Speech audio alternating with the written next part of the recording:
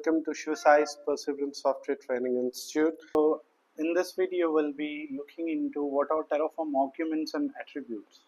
So, it's simple. So, we define Terraform.ef HashiCorp configuration language code, correct? So, there, the values we pass in the code, so we simply call as input values, right? So, those are arguments. And once we actually deploy the resource and we get some output values during the time, right? So those are attributes. Okay, so this is very crucial here in Terraform. So let's go to Terraform documentation. So if you see here, for example, we'll choose a resource. Okay, so maybe we can directly go to, let's go to AWS EC2. All right, so yeah, select this.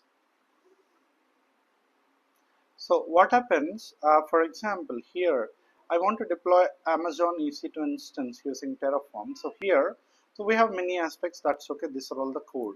So when we search for arguments, right? See, this is argument. So the thing is, you can pass AMI image as an input value.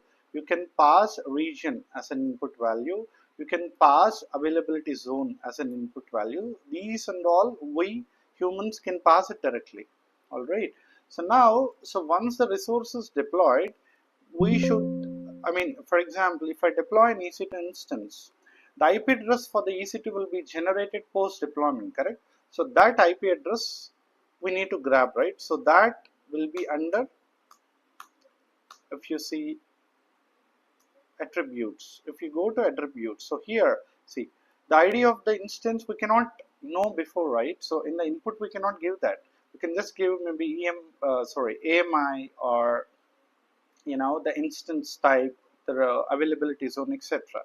But when we talk about the ID of the instance, which we cannot suspect before, we cannot analyze before, we cannot actually get to know before. So in that context, we need to go for attribute reference, where Terraform has a clean documentation which is designed with the attribute reference, which explains which all attributes will be generated post deployment of the resource. Okay, it is there for every resource and every provider.